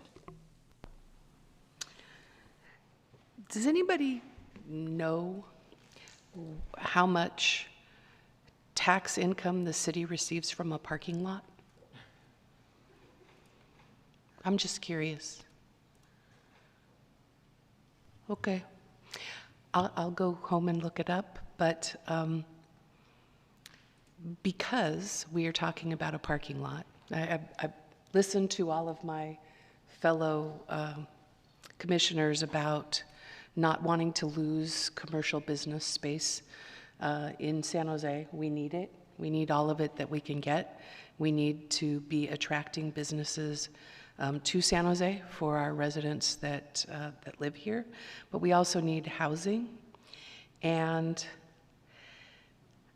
you can probably tell from my previous response that I viscerally object to waiting another couple of years to figure out what we should do with the space that is ripe for some housing that would presumably be reasonably market rate. I'd like to carry on with what Commissioner Barocio said and would encourage some below market rate capability in this space when the developer gets to that point. But to that end, I'm going to make a motion that we again request that we carry forward and not deny this request. Second. All right, Commissioner Cantrell. I'd probably be a third, but we'll see. I'm actually curious because I think we're at this kind of apex when we're about to really approach, hopefully, really look at our traditions and our histories in zoning and in our communities here. Because I think this one is a prime example of a community that was not redlined officially, but was designed to keep others out. This single family zoning that we use is the hidden agenda. It makes it impossible to create anything that is remotely affordable other than a single, very expensive house. So I think that's something we're hopefully going to address. But when we look at this, and I know you guys, your hands are tied, right? You have this plan, this vision, and this is what you have to judge projects by. But this, I lived in other cities. I lived in Chicago. I've lived in St. Louis. I've lived in Bath in the UK, where you see a lot more what we call gentle density, where you see an opportunity for families at different levels to exist in communities together. And I think that's what these plans are kind of trying to get to. We missed it here. In Chicago, they built it, and they don't have the same crisis we have here. And I think this is something we really need to really look at and evaluate as a city, because that's part of our problem with equity. And it would be really good for us to look at it and address it very honestly today. As Commissioner Bickford said, I don't know that waiting is a good plan. I don't see how that makes a lot of sense. I know we have rules, and I know you can't break the rules. That's clear.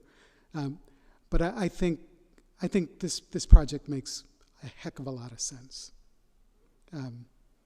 It's just hard to look at it any other way. And by the way, the commercial use failed. It is no longer a parking lot. So you're not collecting any sales tax there for certain. So with that, I'll return it back to the floor. All right, are there any other commissioners that wish to speak? I just wanted to address something real quick, if possible. Yes. Just to make a comment on the applicant's presentation about the zoning, I just wanted to clarify that the reason that those were rezoned was part of the SB 1333 required zonings that are part of state law. So that was the reasons that those were changed from the R2 to the R18, which is the conforming zoning district for residential neighborhood, and CP, which is one of the conforming zonings for the neighborhood community commercial. All right, thank you. Commissioner Barocio. Perfect, thank you. So here we have something interesting, right? We have two proposals tonight, right within a couple blocks of each other, and both are denying, both would deny, I mean, if we do the same thing we did in the last item to this one, is too many, right? Like, is this pretty much setting us up for like, when are we going to listen to staff, right? And say, hey, I think staff has some insight, some expertise, and as somebody said, once this goes residential, it won't ever become commercial, and we're furthering the divide of being able to support services for residents. So I don't, it's tough. It's tough for us to have two of these tonight, because it does feel that we're not listening to staff input, and at the same time, but we do want to honor the community, the project, the design. I think it's thoughtful. I think it's considerate. But big picture, taking a step back, is when are we going to align, or not align, take into consideration the flip side, right? We do need more money to come in through the business route, through commercial space, in order to be able to support a thriving San Jose, right? So I don't know how I'll vote. I'm sorry you came in second tonight. I think the first one really got us in terms of our hearts and minds. But now two back to back, it does make us reflect about the direction, well, not the direction, but how to balance this thoughtfully, because we're human, right? Like, we're commissioners, so we're from the people, right? We're here to give the people's voice, but at the same time, I think we're also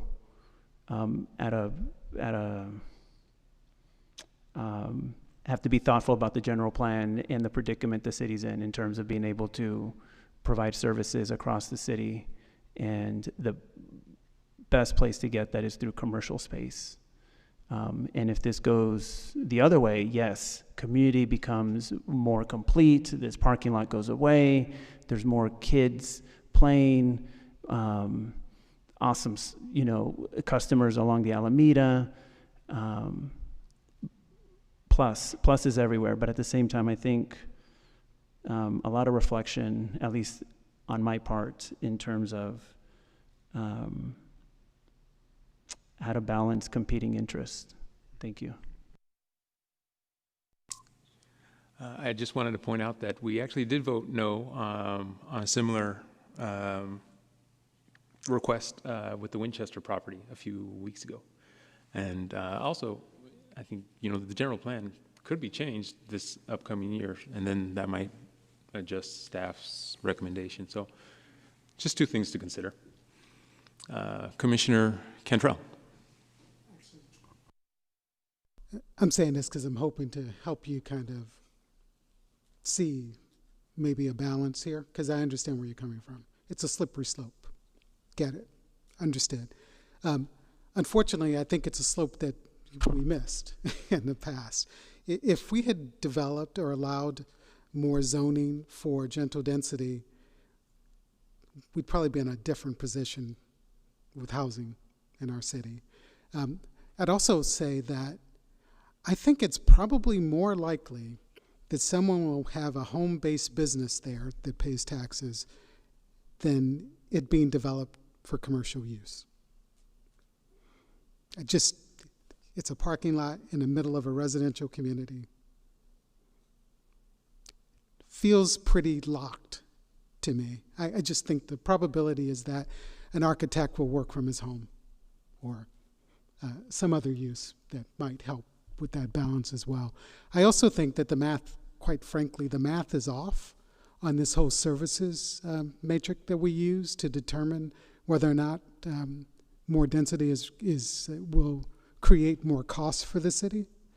I think some very careful analysis needs to be done there. I don't think it's what we believe it is, but that's a totally different argument. But just hoping to help maybe find a little balance there. That's all. Thank you, Commissioner Cantrell. Commissioner Casey. Thank you, Chair.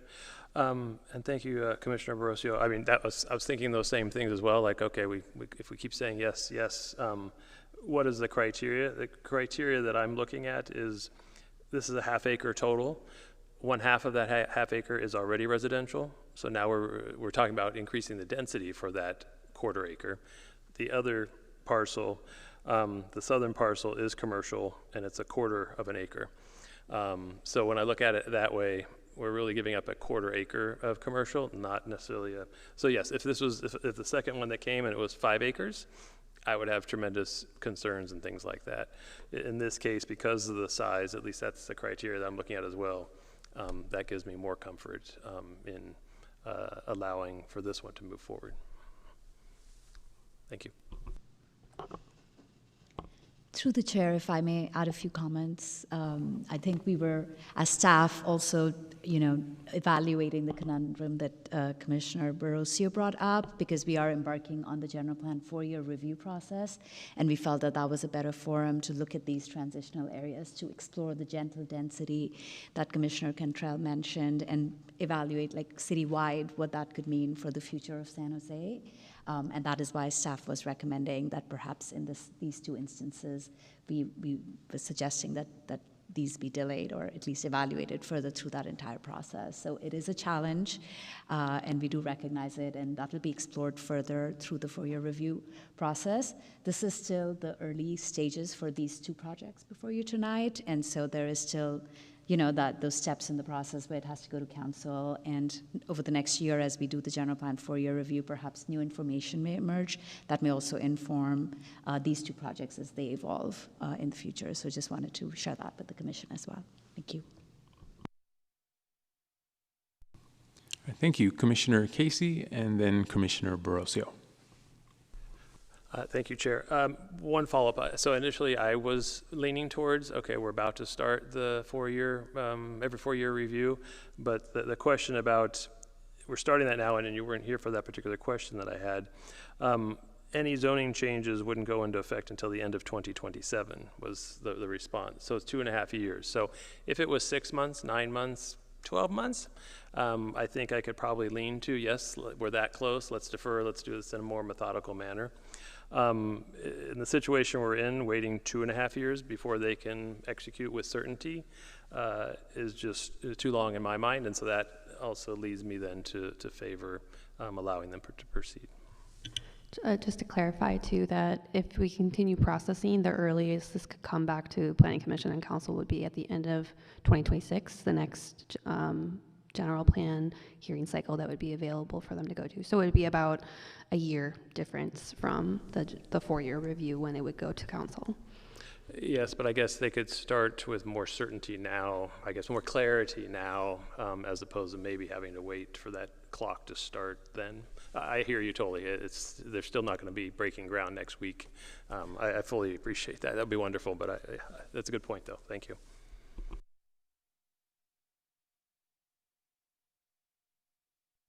Thank you, Commissioner Barocio. Technical question.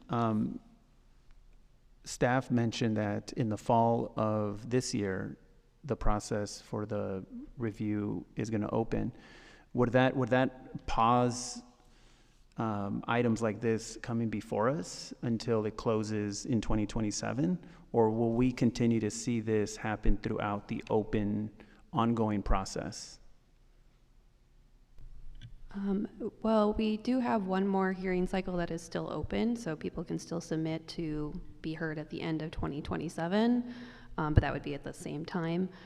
We would definitely let people know if they're submitting if that is a possibility. If it's an area we're looking at, we could still let them know, and they can make that decision on whether or not they want to apply on their own as a single one, or whether it would be as, to wait and do it as part of the 4-year review. But it is still open, so people can come out, and I'm not sure that we've had any direction yet to not take in anything. So early consideration applications, we will still continue to process them if they come in. The general plan for your review would not stop that process. Okay, so it's interesting because the timing of both of these seems to be right on time in terms of developing, because the process hasn't opened. It's easy to say 2027, it's going to open later on this year, but once we're in it, proposals like this, I think we'll be able to say, okay, look, the process is open, right? But now it's sort of the last minute ones before it opens, it kind of feels that process is going to lag. But in a couple months, like, what's going to be the difference? A couple months, we could honestly say, well, go to the meetings, go to the public comments at these reviews, right? So, yeah, the more that I think about it, I think the timing is interesting. The timing is very interesting on when these are coming in, the timeline of the review, and the wonderful designs and public input. I mean, it's all a lot to take in, but at the same time, I think the process is right around the corner. And I think because, I mean, even to get a permit for something simple like an ADU, you know, quote unquote simple, still takes a long time. Now imagine developing 18 units or 30 units. Yes, it is going to take a year plus, I imagine. So I think for us, those are years and months too much for the average person to hear. But I think in the grand scheme of things, that's the timeline to develop in the Silicon Valley, right? So,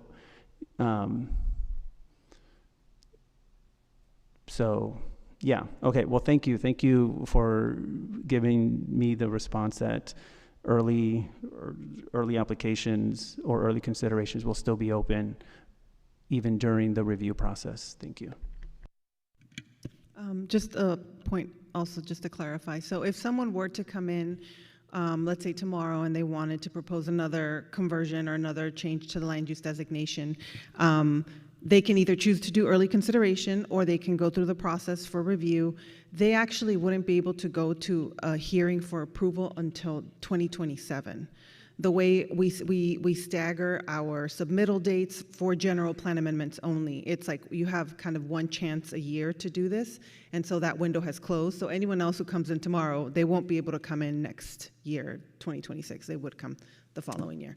General plan amendment applications, but early considerations, sort of these moments, folks can come in as they wish. Okay, and how long has it been open for this year? Like, is it a six-month window? Is it? The last, to be heard for like the 2026 cycle, most applications needed to be in by like June and July. So the general plan is usually due by June, and then the subsequent permits, like the site development and the rezoning, is due by the end of July. So that like had closed the cycle for being able to be heard at the 2026 hearing. So right now, if somebody, like Ruth said, if somebody applies now, we would take them to the 2027 hearing cycle at the end of the year, which would be about the same time as the 4-year review, or at least what we're tentatively planning to.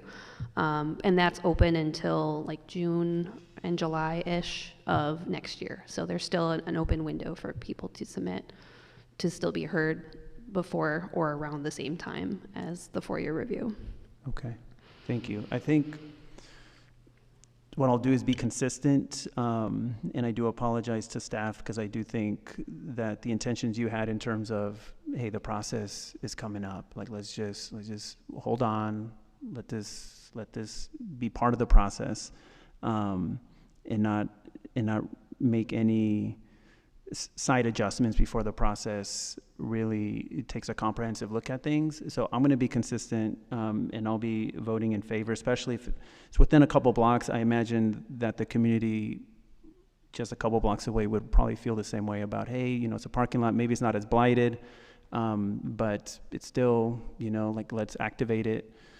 But it does for future for future projects, I'll definitely be much more considerate about timelines and staff input. Thank you.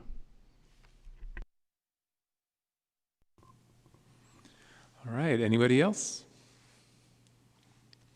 All right, then we will move to a vote. We have a motion from Commissioner Bickford, seconded by Commissioner Bandal, to recommend the council accept the request to amend the GP.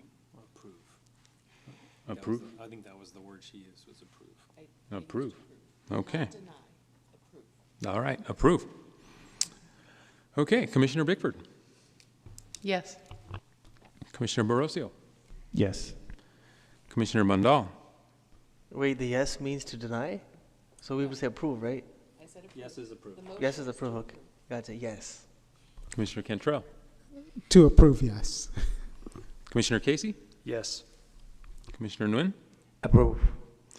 Commissioner Oliverio is absent, Commissioner Young is absent, and myself is a yes, making that 7 yeses, and the motion carries.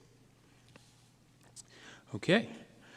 Any referrals from City Council, boards, commissions, or other agencies? No referrals. Okay. On to good and welfare. Yes, we have a couple of reports from the City Council. So at their first August meeting or mid-August meeting, the council approved the rezoning and plan development permit and associated entitlements for the San Jose Buddhist Church, the Bed-Stuin expansion project in Japantown that had come before the commission a couple of months ago.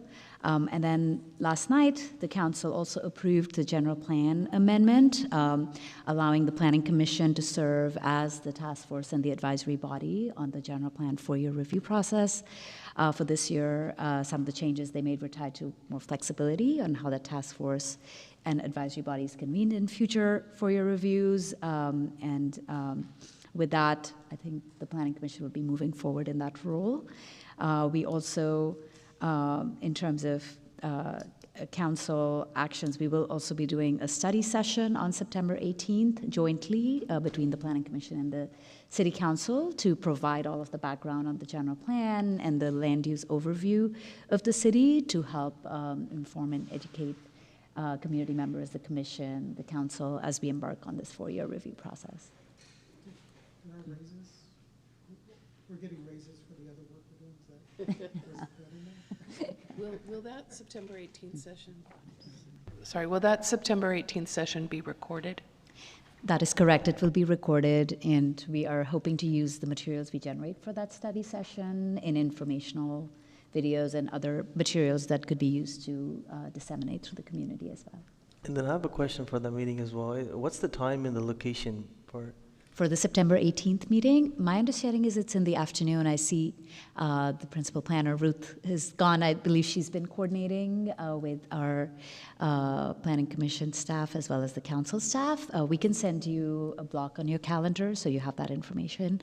In terms of the location, we are looking at the wing rooms to hold that meeting, just because that's more conducive to that sort of study session and engagement. Is lunch involved? I am not sure. Just kidding. I have it from 1 p.m. to 4:35 p.m.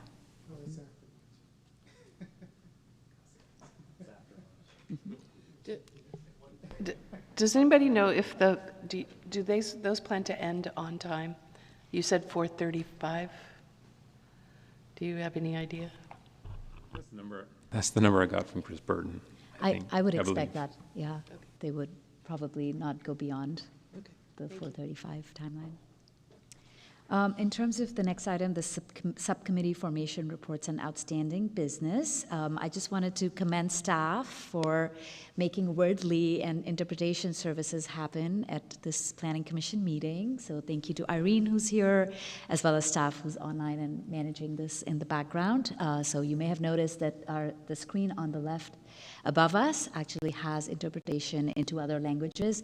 And through this application, people can also use a QR code on their phone to hear the Commission's comments, the public comments in any other language, I think 50 other languages if they so choose. So we're very proud to have this introduced at the Planning Commission.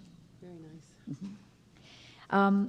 On another outstanding business, so I did share an information memo with the Planning Commission on the new state law that was passed with the budget cycle that went into effect July 1st. It's called Assembly Bill 130 and Senate Bill 131 that provides a number of streamlining opportunities under the California Environmental Quality Act for housing projects, for advanced manufacturing projects, and a number of other kinds of projects.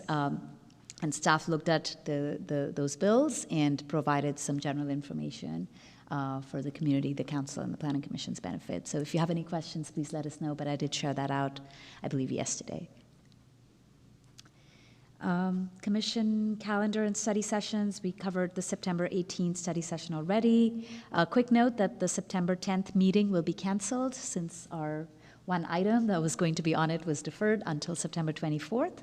And so we will have the September 18th study session and the September 24th meeting for the commission. And then finally, on the public record, there are no updates. All right, thank you very much. Then this meeting will adjourn at 8:31 p.m.